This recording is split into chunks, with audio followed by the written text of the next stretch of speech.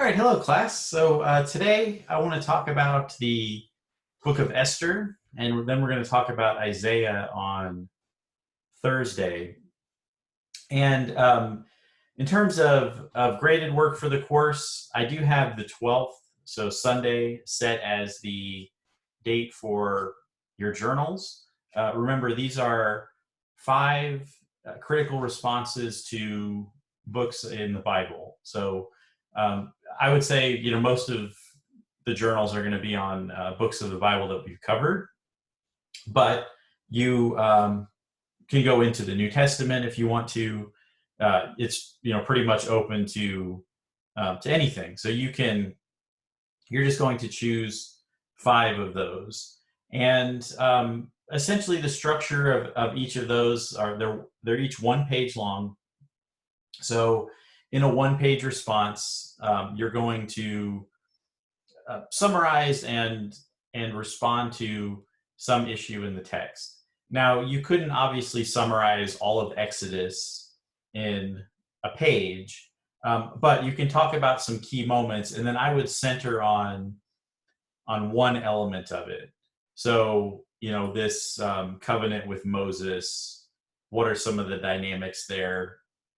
What are some of the characteristics of Yahweh that you noticed? Essentially, many of you have taken other English literature courses and or American literature, and you're just going to take some of those methods of literary analysis and think about how to apply those to this given text, this given situation. And so it's fairly informal in that respect. You do want to make sure that these are carefully edited and proofread and all of that. No outside research is required for them. If you do cite from the biblical text, just make sure that you give the chapter and verse number there. Okay, so Esther. Esther has something in common with the Song of Songs, and that's one reason they're assigned back to back. Both of those are the only books in the Hebrew Bible that do not mention God. And the main thrust of this story is that you have a Hebrew woman in Persia. She's known as Esther. She becomes queen of Persia and thwarts a genocide of her people. So it is a pretty powerful story of female agency, and it forms the basis for the Jewish festival of Purim. And this during that, it's read aloud twice, once in the evening and again in the following morning. So it has some resonance with some other biblical texts that we've read, in that you have a Hebrew individual. This time it's a woman. Think back to Joseph, but someone who is kind of in essentially a foreign land and rises to prominence. Now with Joseph, all of that was attributed directly to Yahweh, and as I mentioned here, God isn't mentioned, but there are some structural similarities there. So the setting of this, it takes place, as I said, in Persia. The capital of Persia at the time is a city called Susa or Shushan, and this city, according to classical sources, as well as the Greek Septuagint, identifies the king at this time as Ahasuerus, Ahasuerus.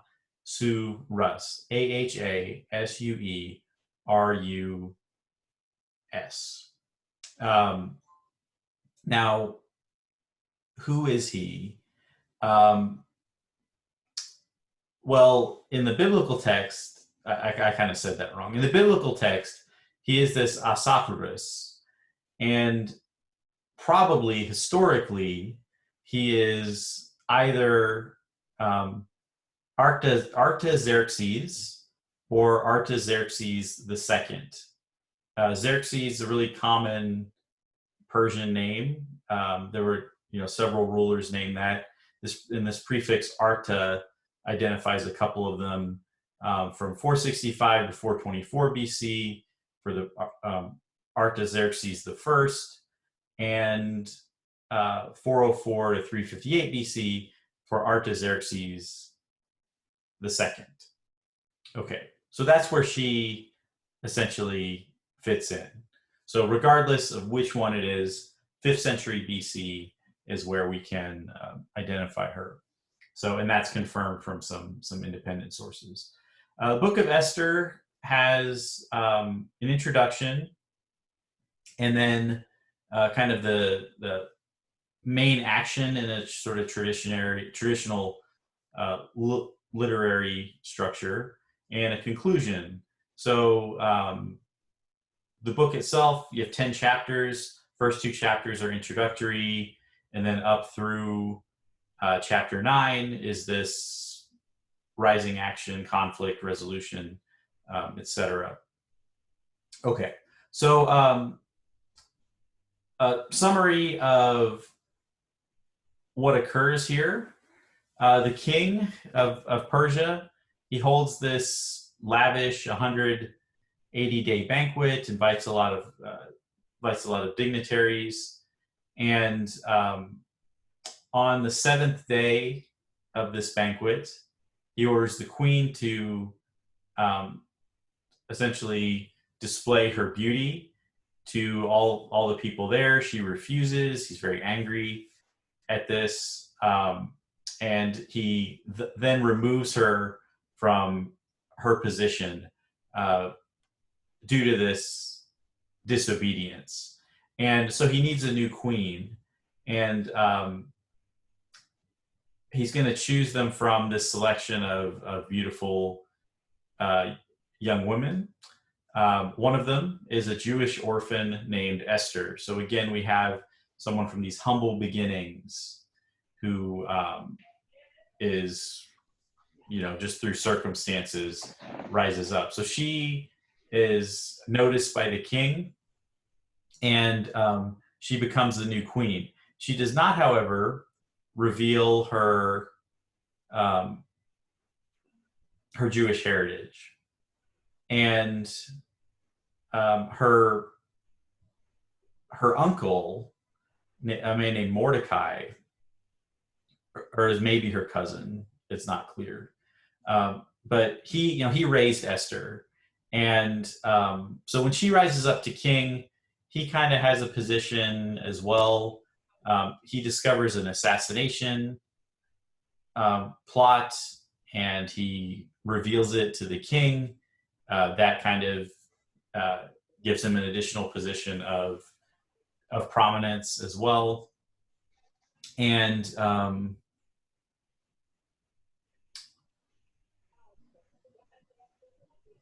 after that,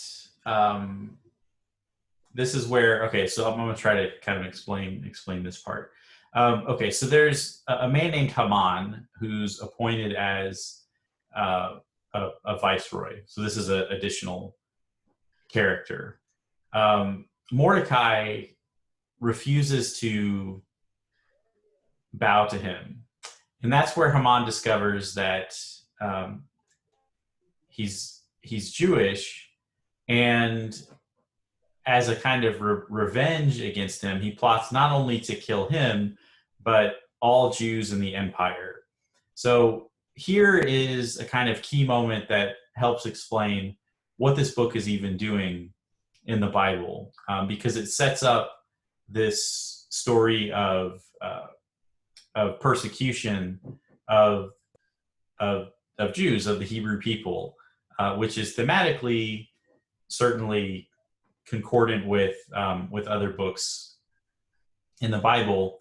And okay, so he gets the king's permission to execute his plan, and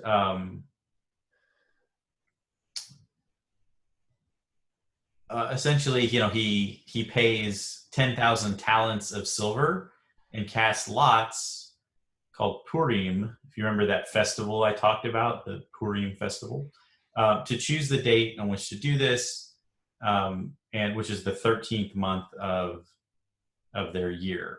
A royal decree is issued in the kingdom to slay all Jews on that date. Mordecai discovers this plan. He implores Esther to intercede. She's afraid to present herself to the king unsummoned, because even though she's the queen, if she were to do this, it could be punishable by death. This is from chapter 4, verses 6 through 12. And okay, so she instead seems to kind of recommend prayer. She says the Jews should fast for 3 days, and she vows to fast as well. On the third day, she goes to the king. So here, God is not mentioned, but seemingly, if we're going to look for a reason why she ordered this fast, is it a kind of like an attempt at a sort of purification? Is it a part of a prayer? So God is present here in this text, if implicitly, in preparation for her to go, try to intercede. So she goes to the king. He does not punish her, and she invites him to a feast. During the feast, he asks them to attend a further feast the next evening, and Haman is there. He gets offended by Mordecai again, and his wife suggests he build a gallows to hang him. So Mordecai is in a kind of tenuous position here. His wife's Esther's attempts to assuage all of this don't seem to be going well. And so when the next night, the king Ahasuerus, he can't sleep, and because he can't sleep, he orders his court records read to him. Just basically, he wakes up, can't sleep, does this administrative task, and this reminds him that Mordecai had interceded on a plot against his life and never really received much recognition for that. So when Haman appears to him and asks to kill Mordecai, he says that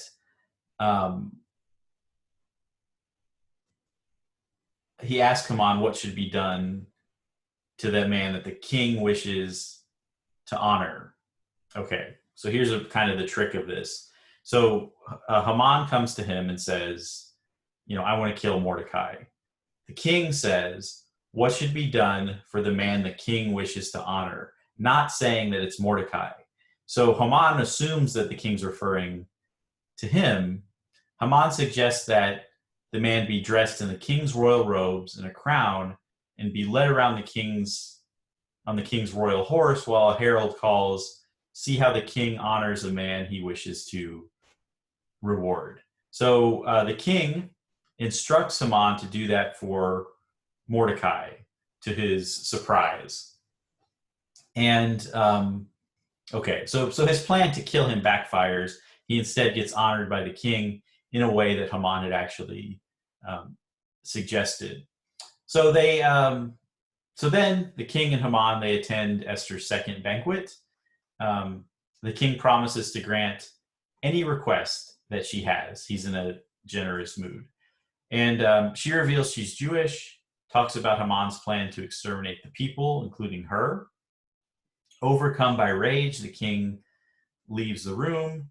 Haman, now in, roles are sort of reversed, begs Esther for his life, and falls upon her in desperation. The king returns, thinks Haman is assaulting the queen. This makes him angrier. He orders him killed on the gallows that he had prepared for Mordecai. So, unable to annul a formal royal decree, the king instead adds to it. He permits the Jews to join together and destroy any and all of those seeking to oppress them. And Haman's 10 sons, 500 other men are killed. Upon hearing Esther's request to be repeated the next day, whereupon 300 more men are killed. Over 75,000, according to the biblical text, 75,000 people are slaughtered by the Jews who don't take any plunder. They just kill these people. And Mordecai and Esther send letters throughout the provinces instituting an annual commemoration of the Jewish people's redemption in a holiday called Purim. The king remains very powerful, continues his reign, with Mordecai assuming a prominent position in his court. So the whole story is, it sets up this potential genocide of the Jewish people that is then completely reversed, and the people who sought to kill them are then in fact killed. So there's a kind of brutality to this story. I mean, even though it's presented in very positive terms, it's certainly demonstrates a kind of brutality of revenge that even extends from that initial slaughter to do it again the next day.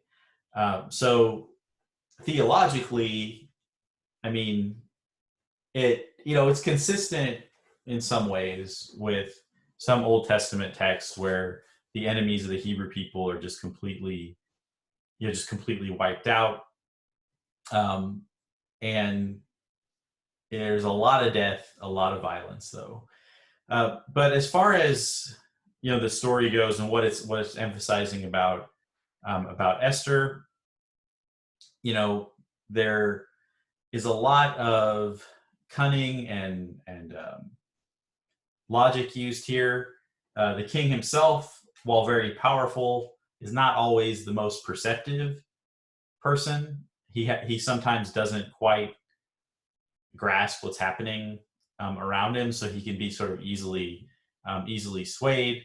But Esther, she manages to operate within a kind of constrictive system. I mean, yes, she's the queen. She's not given free reign to just do whatever she wants, though. She has to be careful and kind of walk delicately around her husband, but she's able to do that and sort of turn things around in her favor.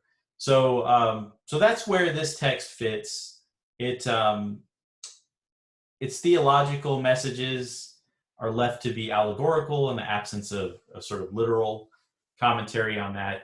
And next time we're going to talk about Isaiah, which is a prophetic text in which God figures prominently pretty much in every chapter, and so we'll work to break that one down next time.